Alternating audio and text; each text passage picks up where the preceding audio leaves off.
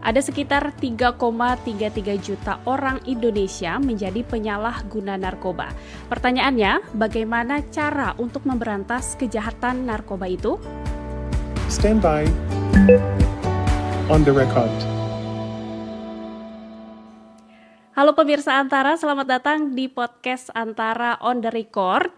Apakah pemirsa Antara familiar sama istilah P4GN? Ini kalau dijabarkan, P4GN itu adalah pencegahan dan pemberantasan penyalahgunaan dan peredaran gelap narkotika. Ini memang agak panjang karena merangkum banyaknya spektrum, juga berbagai aspek yang masuk dalam upaya untuk memberantas narkoba di tanah air gitu ya. Dan tentu saja banyak yang bisa digali dari upaya P4GN ini. Untuk itu kita akan ngobrol di podcast kali ini dengan Kepala Badan Narkotika Nasional BNN RI, Bapak Martinus Hukom. Bapak Martinus, bagaimana kabarnya Pak? Assalamualaikum warahmatullahi wabarakatuh. Waalaikumsalam. Bagi pemirsa semua, terima kasih telah mengundang saya di sini.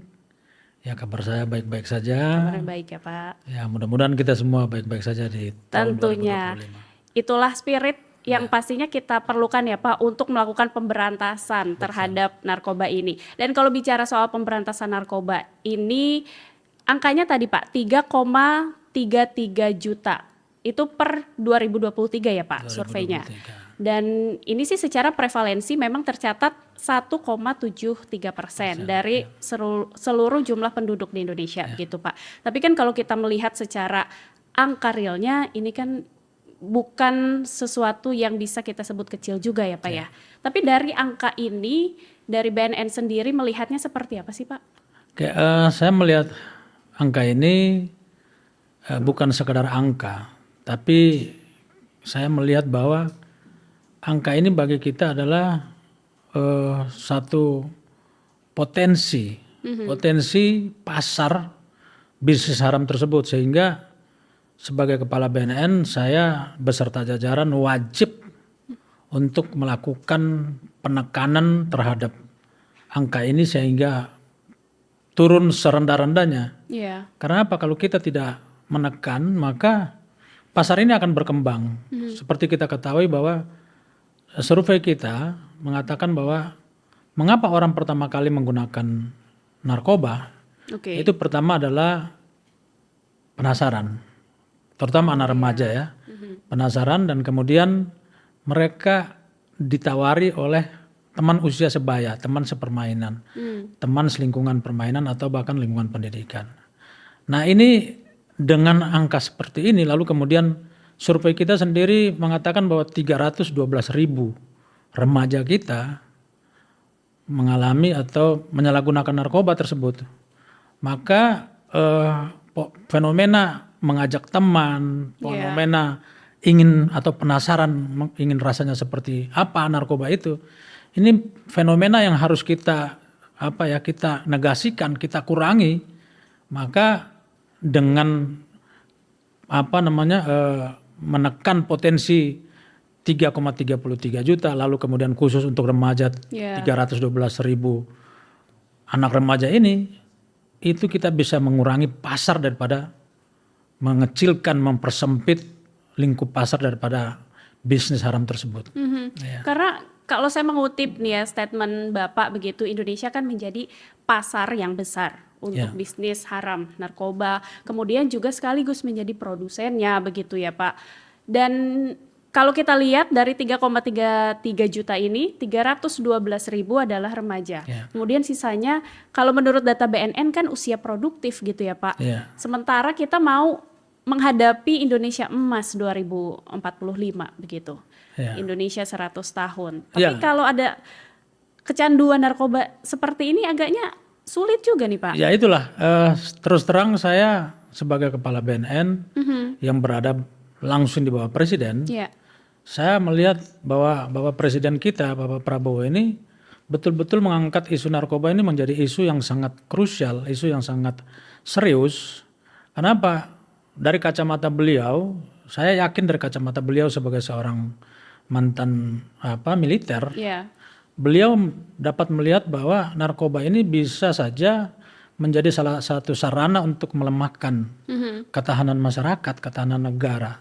Dengan merusak moral, dengan merusak generasi muda, maka apa yang kita cita-citakan generasi emas atau Indonesia emas tahun 2045 ini menjadi satu kesia-siaan kalau kita tidak mulai dari sekarang untuk menekan. Dan beliau mengetahui itu persis, dan dengan program prioritas beliau ini, kita hari ini sedang bergiat bersama-sama di bawah koordinator Menteri Politik dan Keamanan membuat salah satu dari 7 DES kalau tidak salah, DES anti narkoba ini, dan inilah yang kemudian kita akan kuatkan elaborasinya untuk menutup setiap celah-celah kelemahan-kelemahan negara ini dari intervensi atau penyelundupan narkoba tersebut, termasuk di dalamnya bagaimana menguatkan ketahanan masyarakat kita, menguatkan basis dan benteng moral masyarakat kita, terutama anak-anak remaja yang di dalamnya mereka ini adalah pewaris daripada masa depan kita. Nah itu kira-kira seperti itu. Iya, dan kalau bicara, Bapak tadi sudah menyinggung soal satu kata, penyelundupan narkoba begitu. Ini adalah satu barang haram yang memang kita hindari bersama gitu ya sebagai masyarakat bangsa Indonesia.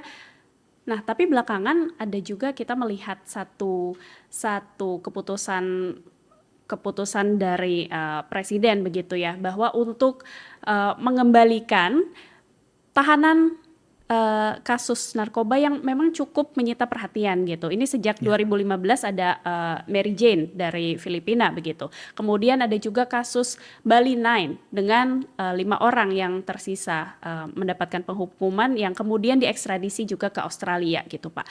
Kalau dari pandangan Bapak sebagai Kepala BNN melihat hal ini seperti apa sih Pak? Apakah ini nggak akan menjadi satu preseden begitu ya dalam nanti kita menegakkan hukum untuk para pelaku penyelundupan narkoba misalnya? Ya, yang pertama saya ingin jelaskan bahwa kebijakan presiden itu adalah kebijakan politik dan strategi. Jadi kami sebagai pembantu-pembantu beliau kita harus mendukung itu yang pertama. Yang kedua, mengekstradisi bukan berarti melepaskan. Artinya ada undang-undang atau ada aturan-aturan yang membingkai itu dalam proses ekstradisi itu sampai kepada bagaimana mereka melaksanakan hukumannya di sana di Australia. Dan yang ketiga, mereka sudah melaksanakan hukuman yang sudah cukup lama di dalam penjara. Itu juga menjadi pertimbangan.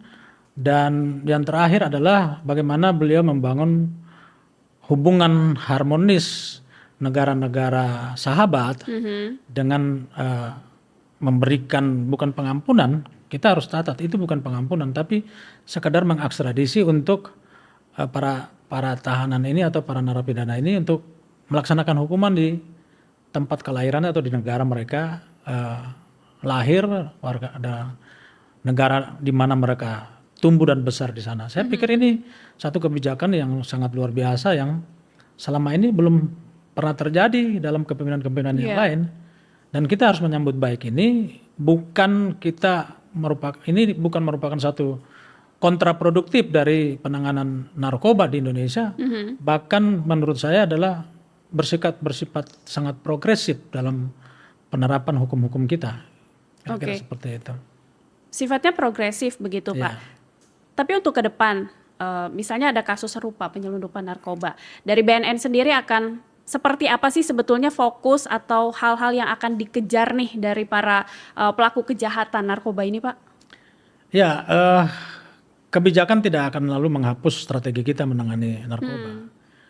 Kebijakan adalah suatu pertimbangan etis, moral, politik.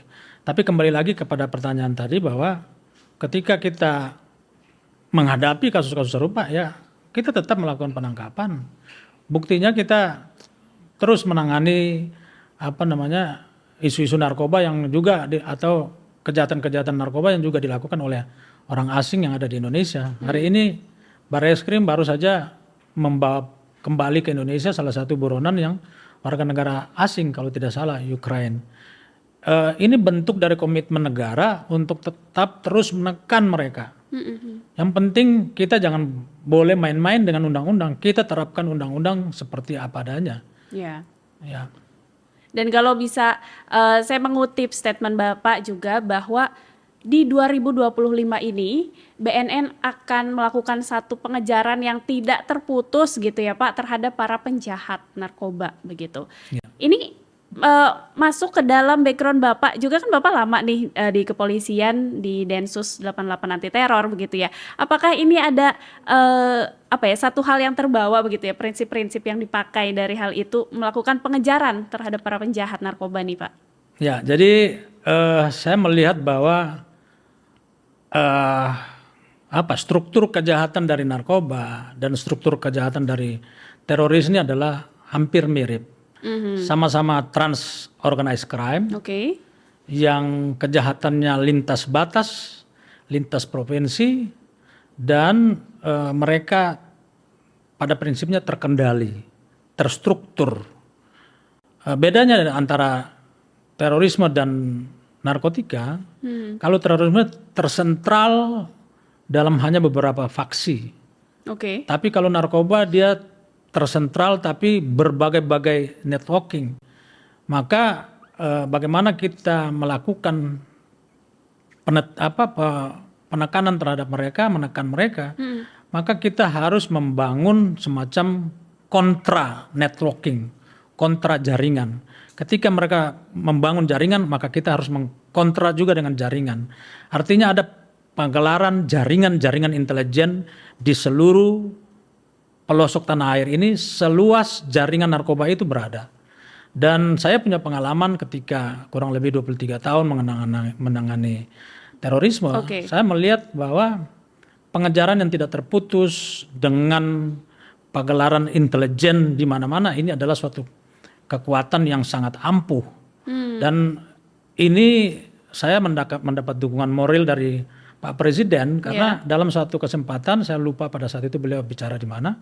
Beliau bicara bahwa untuk mengejar koruptor, mengejar narkotika, penjahat-penjahat narkotika, penyelundupan dan lain-lain itu harus ada kekuatan intelijen. Maka ke depan 2025 ini fokus saya adalah penguatan intelijen, menggelar jejaring intelijen itu di wilayah-wilayah rawan dan pengejaran 1 kali 24 jam dalam 1 minggu, sepanjang bulan, sepanjang tahun seperti yang kita lakukan ketika menghadapi terorisme dan itu cukup efektif. Kita berhasil 2023 membuat Indonesia zero attack. Untuk Karena terorisme penguatan, gitu ya. Dan saya berharap jejaring intelijen yang kita sebarkan ini satu adalah memberikan dampak psikologi terhadap para bandar dan yang kedua adalah memberikan menguatkan deteksi dini sehingga kita lebih maju beberapa langkah dari para jaringan para penjahat tersebut. itu ya. Oke. Tapi kalau bicara soal pemetaan dari jaringan itu sendiri begitu ya. Ini kan proses intelijensinya sudah juga masuk begitu ya di pengamatan ini. Kalau dipetakan titik-titik yang rawan di Indonesia itu mana saja sih Pak? Atau nggak usah kita sebutkan nama wilayahnya ya, tetapi bagaimana kriteria kewilayahannya misalnya? Apakah di pelabuhan kah lebih banyak atau di bandara kah atau seperti apa sebetulnya? Ya, jadi kalau bagaimana kita memetakan titik kerawanan, kita kembali kepada networking itu sendiri, jaring narkoba itu sendiri. Yang pertama kita bisa lihat bahwa core-nya itu di mana? Narkoba ini. Kita lihat yang bersifat sintetis itu dari luar negeri, rata-rata dari luar negeri. Baik itu dari Myanmar, di Afghanistan, kemudian di Golden Peacock atau di Amerika Latin. Dan bagaimana mereka memasukkan barang itu ke Indonesia. Kalau dari Myanmar mereka sudah barang tentu melewati perbatasan laut yang ada di sekitar Sumatera, kemudian Kalimantan Barat bagian utara dan Kalimantan Utara, masuk lewat perairan Selat Karimata dan Kepulauan Riau. Ini semua adalah potensi-potensi masuknya penyelundupan narkoba. Kemudian kalau dari yang berbasis kepada tanaman, kita punya tanaman asli Indonesia itu Aceh dan di Medan yang mana produksinya adalah ganja. Itu juga yang harus menjadi fokus kita, fokus penyelidikan kita dan pemetaan intelijen kita Lalu kemudian yang kedua adalah pasar. Pasar itu tergantung kepada bagaimana masyarakat Indonesia rentan terhadap intervensi narkoba tersebut. Seperti kita lihat munculnya kampung-kampung narkoba di mana-mana hari ini terjadi. Dan kami sedang fokus ke situ untuk bagaimana memisahkan masyarakat dengan bandar-bandar narkoba tersebut. Karena hari ini kita melihat bahwa bandar ini sekarang bercokol, melembaga, berstruktur di dalam masyarakat. Sehingga kenapa ini terjadi? Saya ingin menjelaskan lebih lanjut kenapa ini terjadi. Karena masyarakat-masyarakat yang terkooptasi ini adalah masyarakat-masyarakat yang tingkat kemiskinannya sangat memprihatinkan. Dan hadirnya para bandar ini seakan-akan memberi solusi kepada problem masyarakat tersebut. Secara ekonomi gitu Pak. Secara ekonomi, padahal menurut saya masyarakat kita ini terprovokasi dan diberikan propaganda yang ilusif. Kenapa? Sebenarnya mereka hanya memberikan keuntungan yang instan, padahal ada dampak yang sangat luar biasa daripada narkoba itu adalah kejahatan-kejahatan konvensional, kekerasan dalam keluarga, pencurian, pembunuhan, sex abuse, dan bermacam-macam penyakit masyarakat lainnya. Artinya melebar kepada kejahatan-kejahatan lain gitu Pak. Maka intelijen kita harus mampu selain petakan sumbernya, harus mampu memetakan masyarakat-masyarakat di mana mereka berada, si para bandar ini berada. Kita harus bisa mengurai hubungan-hubungan yang terbangun antara masyarakat dengan mereka. Kalau saya melihat ada 3 hubungan yang sangat menonjol dalam masyarakat, di mana satu mereka ada hubungan patron and client di situ. Kemudian hubungan simbiosis mutualisme saling menguntungkan.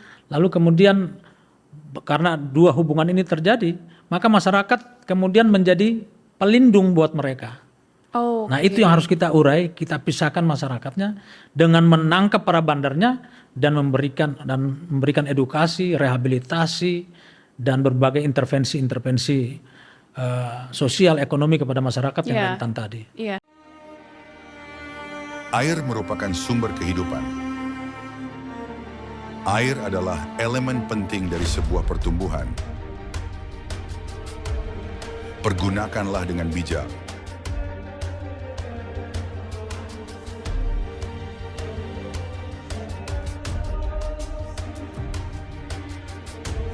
Pakailah seperlunya.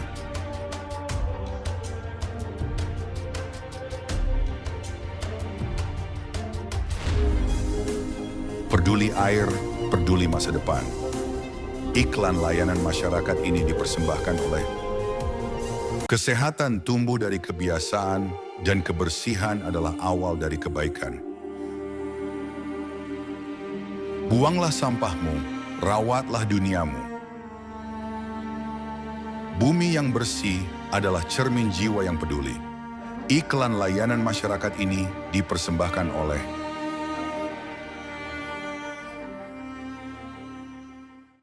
Stand by on the record.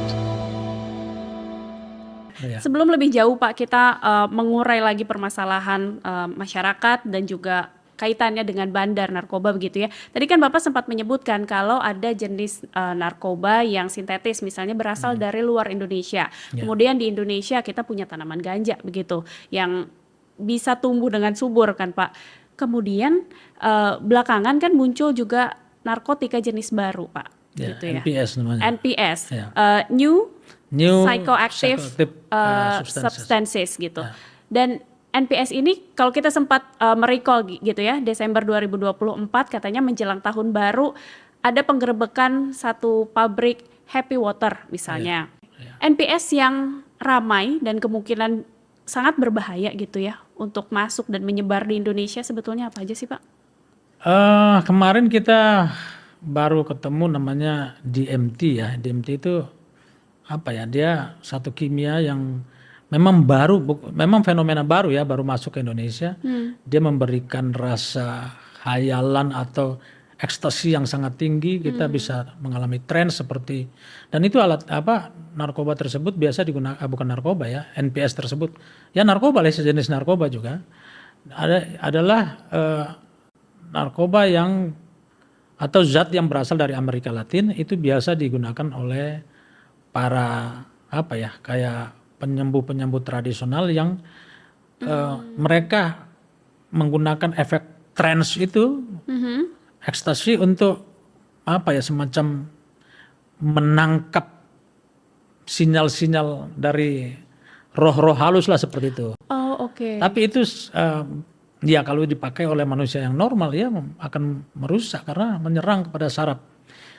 Dan itu biasanya zat ini biasanya ditemukan pada orang-orang yang bunuh diri.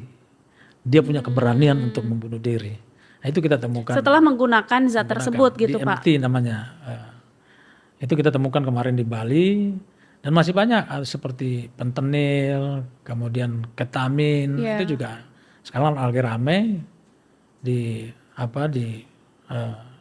dunia hari ini. Iya. Saya bisa lihat sih bahwa secara membuat penasaran, iya begitu ya. Mungkin ini akan membuat penasaran, tapi mungkin yang tidak banyak didapatkan juga adalah bagaimana efek sampingnya begitu. Ini bisa menyebabkan tadi Bapak bilang bunuh diri, kemudian bisa menyerang saraf dan lain-lain gitu ya. Mungkin harus ada lebih banyak edukasi atau sosialisasi di situ kali ya Pak ya. Ya, jadi menghadapi fenomena orang menggunakan narkoba untuk pertama kali ini, yang pertama, kebetulan fenomena ini banyak di anak-anak remaja, anak-anak sekolah.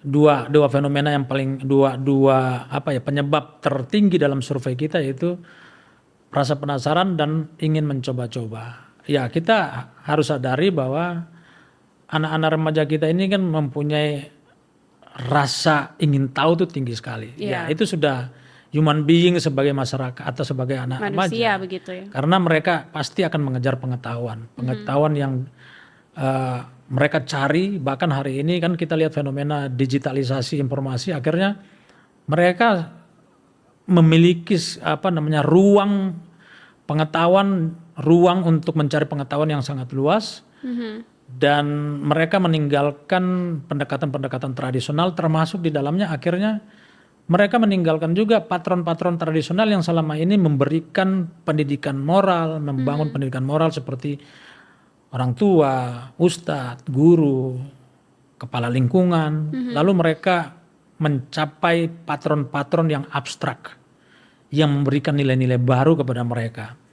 Nah, inilah yang harus kita antisipasi betul, sehingga dari pendekatan BNN hari ini kita masuk kepada lingkungan keluarga, membangun ketahanan keluarga, bersama-sama Pemda setempat, melibatkan PKK, melibatkan ibu pengajian, kelompok-kelompok pengajian, melibatkan pendidikan. Kita masuk juga ke dalam kurikulum pendidikan dengan ikut bersama-sama membangun atau mewujudkan, memberikan informasi tentang narkoba dalam lingkup kurikulum pendidikan. Artinya itu adalah bagian dari pencegahan mungkin Pak, pencegahan. untuk para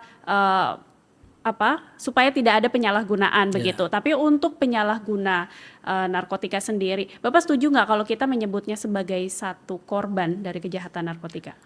Ya, saya sangat setuju sekali. Korban kejahatan narkoba ini adalah diri sendiri yang menggunakan itu.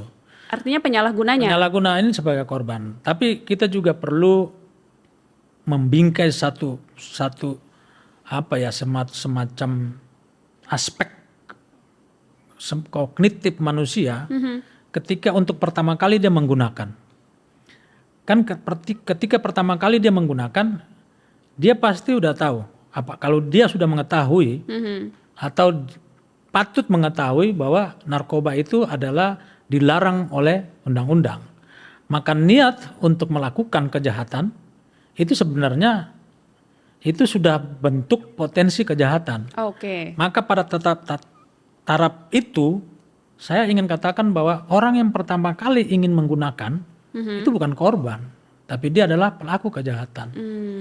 Maka kita harus melakukan satu pendekatan yang tidak sekedar menangkap, Tapi kita mengurangi niat, mengurangi mens rea mereka dengan edukasi yang lebih dulu daripada niat itu terjadi.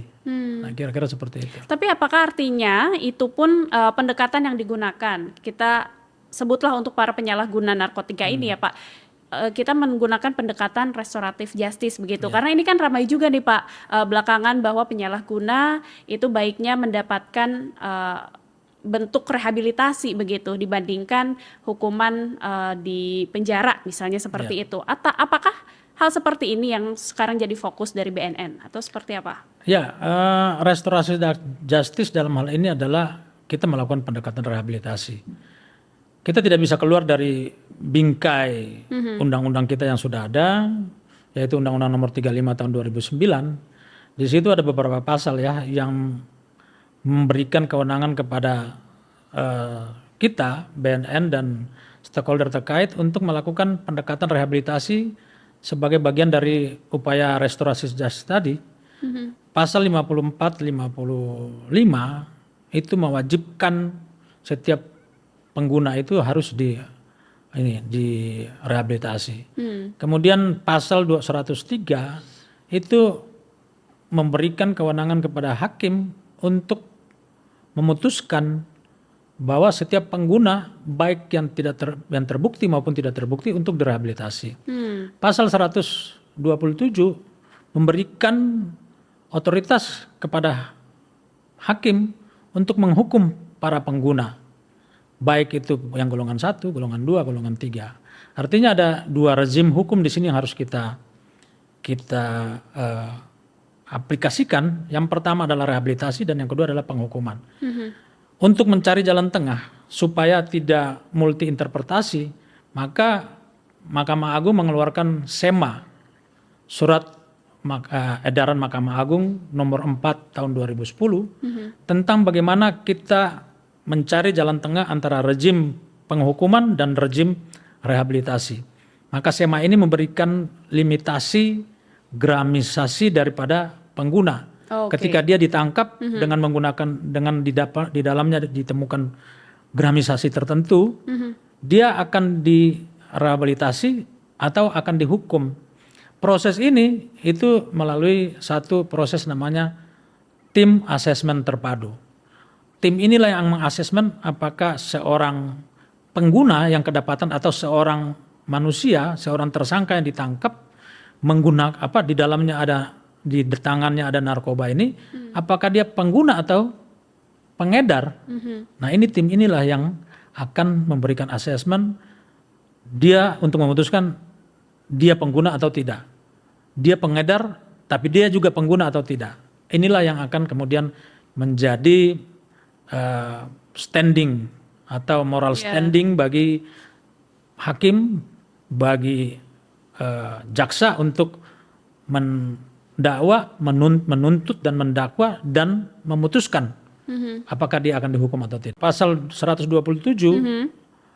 Undang-Undang Nomor 35 Tahun 2009 ini mengamanatkan putusan hakim harus merujuk kepada pasal 54 dan 55 dan 103 tadi. Artinya rehabilitasi menjadi standar tertinggi daripada penegakan hukum di situ bagi para pengguna. Ya, makasih. Dengan rehabilitasi ini kalau Bapak melihat efektivitasnya sejauh ini seperti apa Pak? Karena kalau kita bicara soal penegakan hukum gitu ya, kita kan selalu bicara mengenai efek jerak lah begitu, agar tidak melakukan lagi hal atau kejahatan yang serupa gitu. Dari rehabilitasi ini seperti apa? Kalau kita melihat rehabilitasi dengan pendekatan BNN, kita punya dua pendekatan besar ya, pendekatan intervensi medis dan intervensi rehabilitasi sosial. Medis juga ada beberapa cara. Yang pertama adalah pendekatan 3 bulan rawat inap bagi yang sedang, kemudian 3 bulan bagi yang rawat inap bagi yang agak berat, dan ada perawatan khusus 6 bulan. Rata-rata yang dari hasil pendekatan rawat inap ini tidak ada terjadi relapse atau tidak ada pengulangan. Biasa yang terulang itu adalah pendekatan-pendekatan yang rawat jalan, karena ketika rawat inap, dia terputus secara sosial dari lingkungan bandarnya. Oke, Dia iya. terawasi, intervensi setiap hari, ada intervensi medis, ada intervensi moral di situ. Artinya intensif begitu Intensif, ya Pak? ya. Tapi kalau rawat jalan, maka peluang untuk relief itu tinggi sekali. Karena apa? Dia kembali dan seharusnya kita, komunitas masyarakat harus terlibat di situ Ya. untuk mengawasi dia. Karena ketika tidak mengawasi dia, maka yang datang adalah ya para bandar, karena pasar harus dijaga terus. Ya. Dia harus pasar mereka itu harus dijaga, maka Uangnya harus terus muter ya Pak? harus terus mutar. Maka hari ini saya menghimbau kepada keluarga-keluarga yang anaknya atau yang saudaranya terlibat narkoba, lalu kemudian dia mengikuti rawat jalan, mari kita sama-sama mengawasi mereka Iya. supaya ada terjadi pemutusan jaringan di situ. Nah itu. Dan itu mungkin pemirsa Antara harus jadi perhatian kita bersama. Dan terima kasih Bapak untuk ngobrol-ngobrolnya. Ini kita menggali banyak hal soal P4GN tadi ya. Ada pencegahan dan juga pemberantasan penyalahgunaan dan peredaran gelap narkotika. Aduh, ini panjang sekali, tapi tentu saja kita mencoba sama-sama bersama masyarakat juga untuk bisa sama-sama memberantas kejahatan narkotika ini. Oke, dan pemirsa Antara, itulah ngobrol-ngobrol dengan Kepala BNN mengenai bagaimana pemberantasan narkotika. Jangan lupa untuk menyimak podcast Antara di YouTube Antara TV Indonesia dan antaranews.com, juga untuk mendengarkan audionya di Noise dan Spotify Podcast Antara. Pemirsa, kita akan ketemu lagi di episode podcast Antara berikutnya. Sampai jumpa.